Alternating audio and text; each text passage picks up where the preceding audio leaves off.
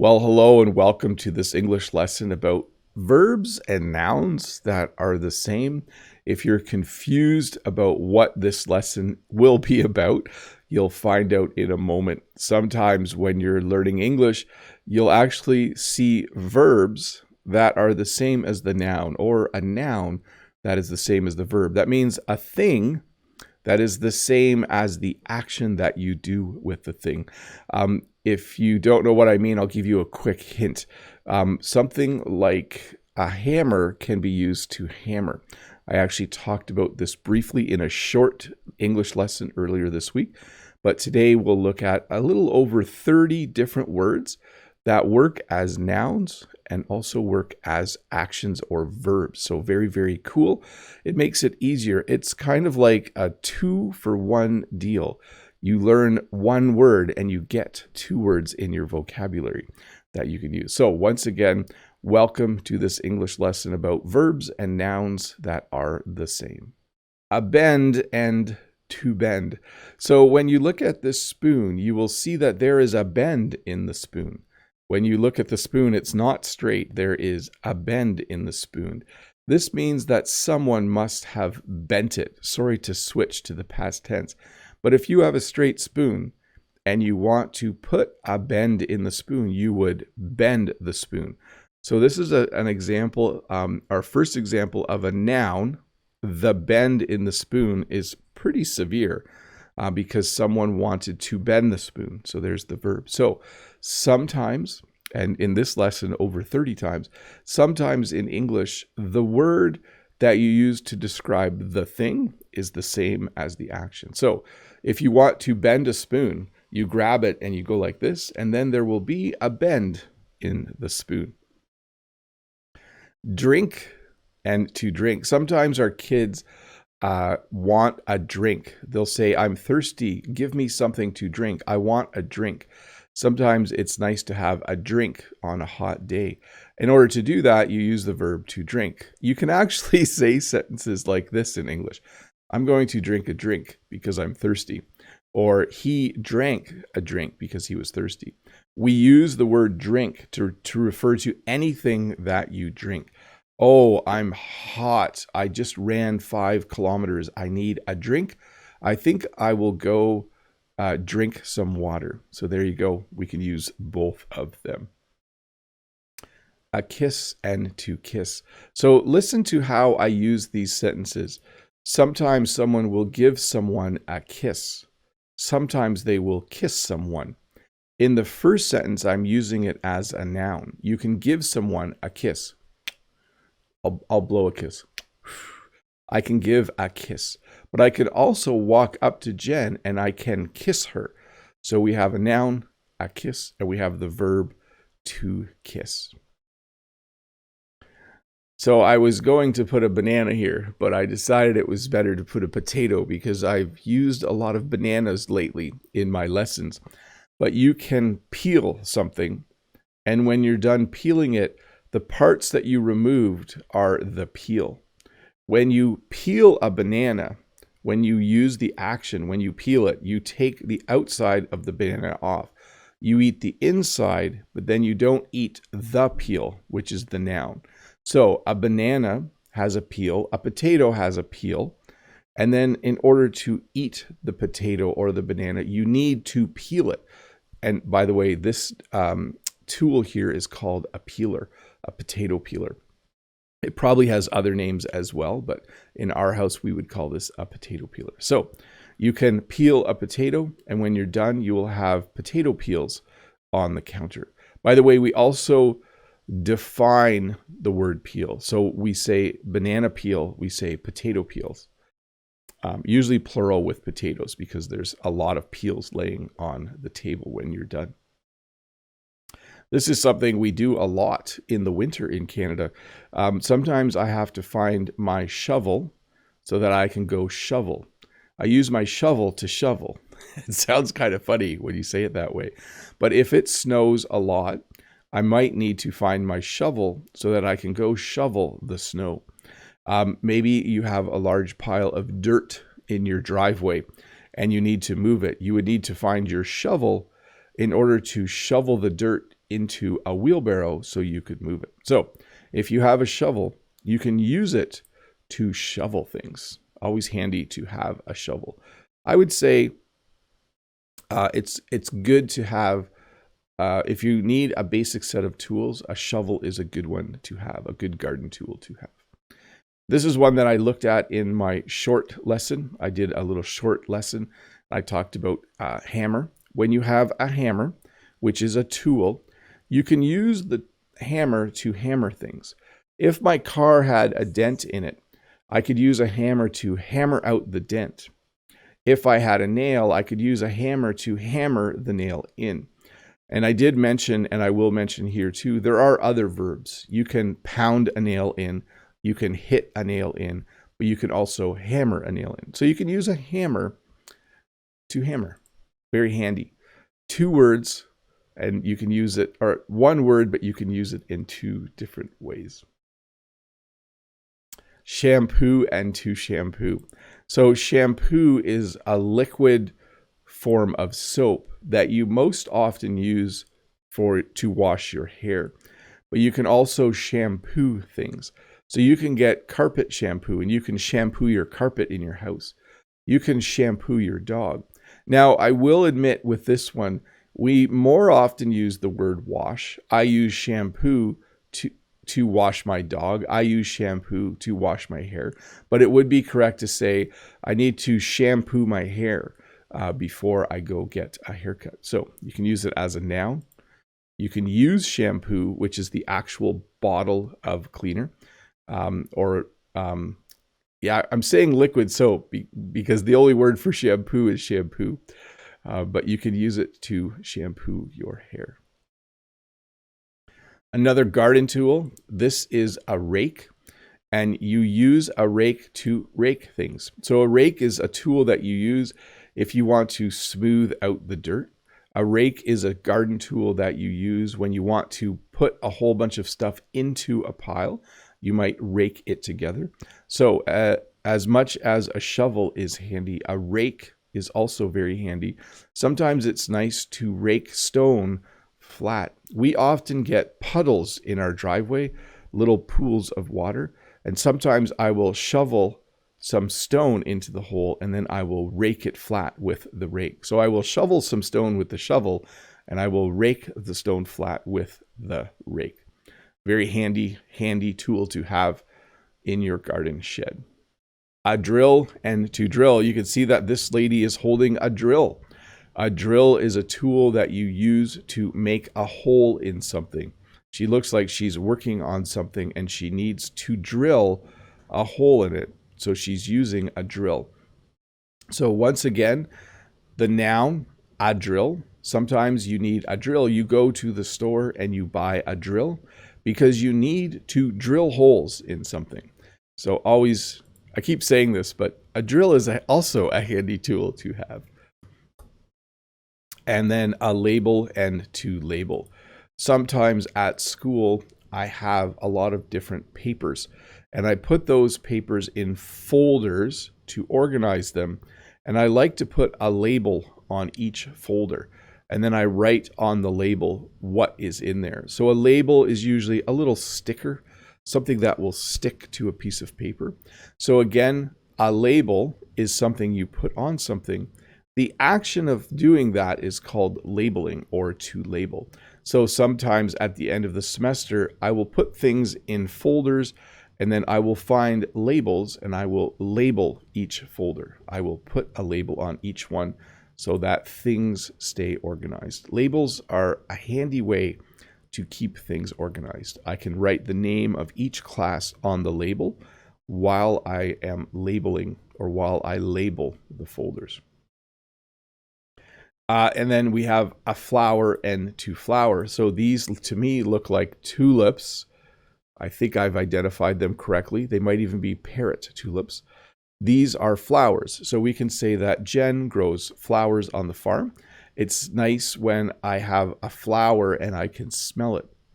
But when the plant grows, when it gets to the point where this happens, we say that they are flowering. In the spring, sometimes trees will get small buds and then the tree will flower. So the verb form to flower means when the plant's flowers open up. So it's nice to buy flowers for people. And it's really nice in the spring when some of the trees are flowering or in flower. It's nice to see them flower and then you can smell them. Let's see here. A pump and to pump. So this is obviously a very old pump. This is not what you normally would see when you think of a pump in our modern era. But a pump is a device used to move water, or at the gas station, there is a pump that will put gas in your car. But the action of using a pump is to pump. So I will pump gas in my car at the gas station using the gas pump. If I had this in my yard, I could pump water. So the verb form or action, I would pump water using a pump. A vacuum and to vacuum. So I cheated a little bit on this one. I'm not sure if you know what the word cheat means, but to cheat is to kind of force this to work. A vacuum is normally called a vacuum cleaner, but the short form is a vacuum. It's the machine you use to clean your floors. So we have a vacuum. Again, the proper word is vacuum cleaner. We have a vacuum cleaner. But in our house, we often say, have you seen the vacuum? Has anyone seen the vacuum? And we're talking about the machine called a vacuum cleaner. You use it to vacuum. Sometimes I vacuum my room on Saturday mornings so that the carpet is clean. Sometimes I say to Jen, have you seen the vacuum? Because I need to vacuum my room. And I will say this too, it's a tricky word to pronounce because of when you see it, but it actually isn't too bad. Vacuum, vacuum, to vacuum. Glue and to glue. So glue is something you use when you want to stick two things together. You might want to stick two pieces of paper together. You might want to stick two pieces of wood together. So you can use glue to do this. When you do that, you are using the verb to glue. I'm going to glue these pieces of paper together. I'm going to glue these two pieces of wood together. So when you glue something, you use glue, you put some glue on it.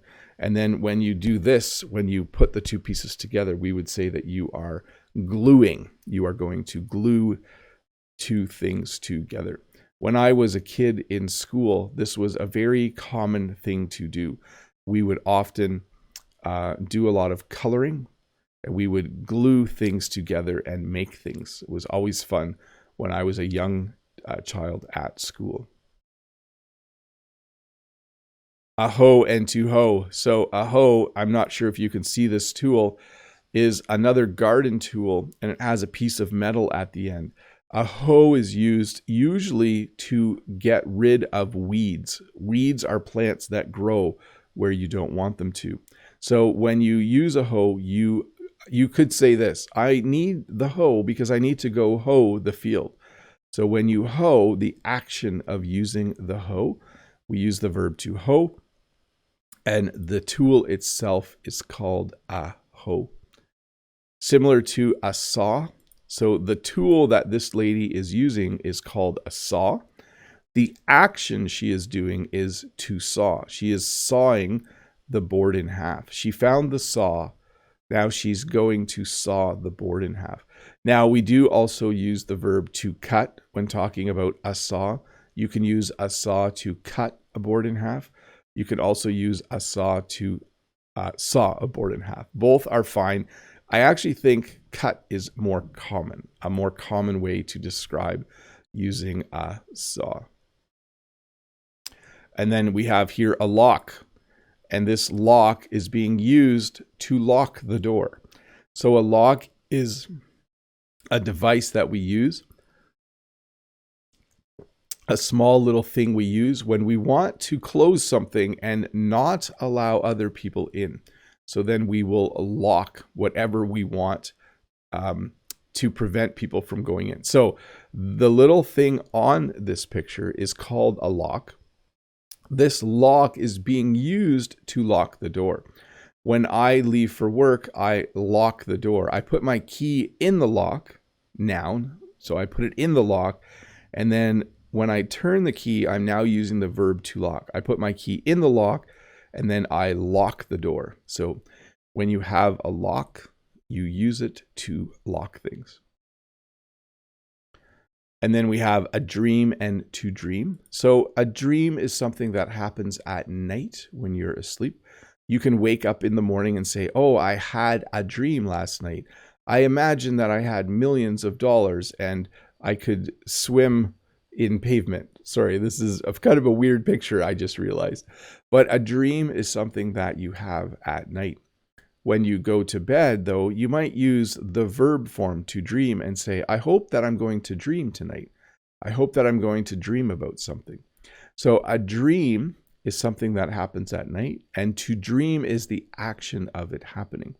We also use the word dream to talk about something we want in the future.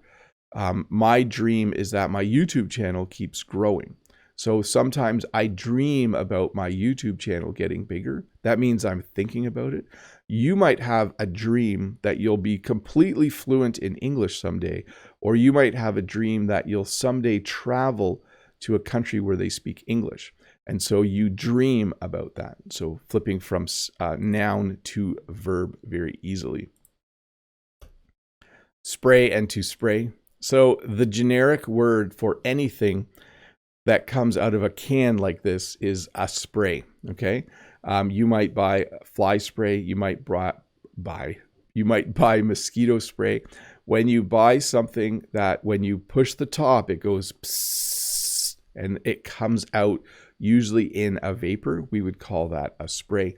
This person is using the verb to spray. He thought, there are mosquitoes here. I'm going to spray mosquito spray on my arms so that the mosquitoes don't bite me. So when you buy a spray, when you buy fly spray or mosquito spray, you can spray it on yourself. Don't spray fly spray on yourself, though. That's not a good idea. You can spray mosquito repellent or a mosquito spray on yourself, but don't spray fly spray on yourself. Not a good idea. A shop and to shop. So again, sometimes you want to buy something. Maybe you want to buy a book. So you would go to a shop that sells books, or you might call it a store. We kind of use the two words interchangeably. For me, a shop is a small store that usually sells one thing, like a candy shop or a book shop, those would be two good examples. So you can go to a shop because you want to buy something. The action of buying things is to shop. I am going to shop this afternoon. I am going to buy some things. So you can shop in a shop. You can go to a shop to buy some things and in order to shop. I really like bookshops, by the way. They're one of my favorite things. Used bookshops or used bookstores are a fun place when you want to go shop. It's a great place to go. By the way, we also say shopping. I'm going to go shopping, or I'm going to go shop. What are you going to do today? I'm going to go shopping this afternoon. I'm not actually, though. I'm going to go to work this afternoon. Paint and to paint. So sometimes you look at a wall and you don't like the color and you think, I should buy paint and then I should paint the wall. So you go to the store and you buy paint. You buy paint in a can, and then when you come home, you open the can, and when you start to put the paint on the wall, we say that you are now painting. You're using the verb to paint.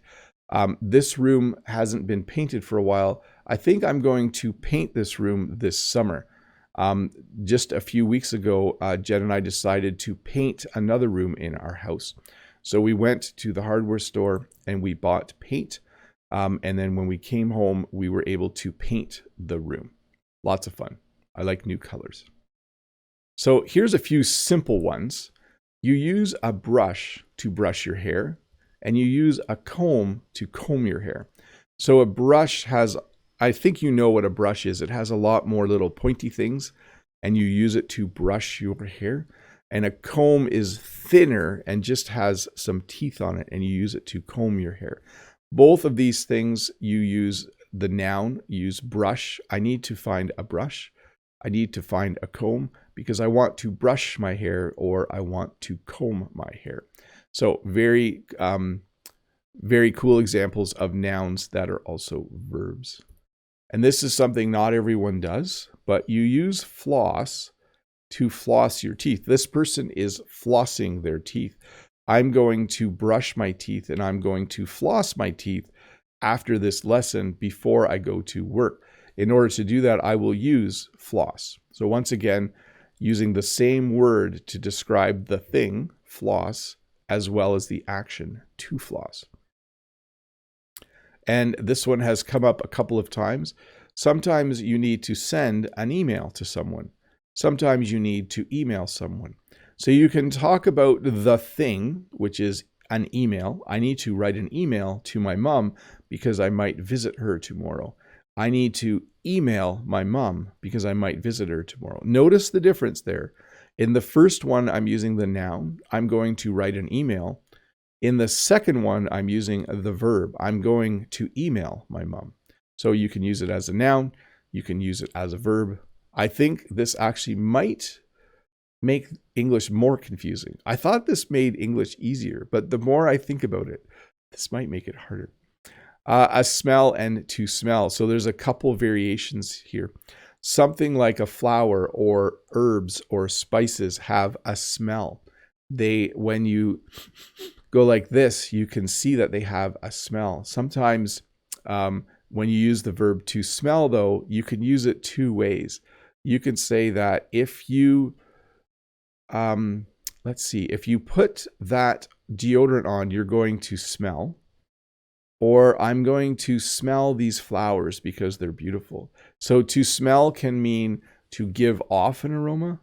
It can also mean to go like that, to see if something has a smell. I'm not sure if I explained that one really well, but definitely things can have a smell. And sometimes you're going to smell something and then you can smell its smell. That was really confusing. An exit and to exit. Sometimes when you are in a building, you want to leave, so you look for the exit. An exit is the door that you use to leave a building. At the back of a building, there might be a door, and above it, it might say exit. You can use the exit to exit. Sometimes when there's a problem, they'll say everyone needs to exit the building. There's a fire in the kitchen at the restaurant. Everyone needs to exit the building. When they say this, when they use the verb to exit, you would look for an exit. So you would hear that you need to exit. You would need to look for an exit, and then you would exit the building using the exit. I like that sentence, by the way. You would exit the building using the exit. If you ever go out in a kayak or in a canoe, you will use a paddle in order to make the canoe or kayak go forward. You will paddle. The action is to paddle. You will paddle the kayak using a paddle. It's hard to paddle the kayak when your paddle falls in the water. That happened to me once. And then I had to paddle with my hands in order to get my paddle back. I've just said paddle a lot in the last few sentences, but the paddle or a paddle is something you use in order to propel the boat forward, and the action is to paddle. More recently, too, in the last century, we've developed something called the phone. You can have a phone in your pocket. I think I lost my phone. It might be on my charger. I can use my phone to phone someone. So when I need to talk to my mom, I will phone my mom using my phone. Sometimes I can't find my phone, and then I can't phone my mom because I can't find my phone. So the actual device is called a phone. That's the noun. Using the device to make a call is to phone someone. Okay, when you're texting, you're not phoning. you're texting. You can text someone a text, by the way. You can message someone a message as well. Let's see here. A vote and to vote. When we have an election, I go and I am allowed to cast a vote. Every person gets a single vote in an election. So the actual piece of paper is a vote. You get to decide who you want as a leader. The action is called to vote. Sometimes there's an election and Jen and I will go to vote in the evening. I don't usually go vote during the day. I usually go vote, or I go to vote at night because it's easier and there's less people there. A cheat and to cheat. Now, there are actually two versions of the word a cheat. Someone who does this, who has the answers in their hand while doing a test, we would say that they are a cheat, or we might call them a cheater. I actually think cheater might be more common. Like, you're a cheater. If you're playing a game with someone and when they roll the dice, they flip one of the dice to be a different number, you would probably say you're a cheat or you're a cheater. The action of doing that is to cheat. It is not good to cheat on a test.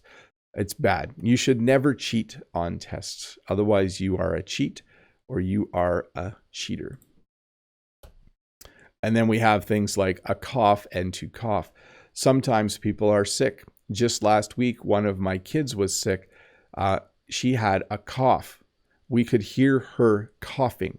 So when you have a cough, when you see someone do this, you would say that that is a cough.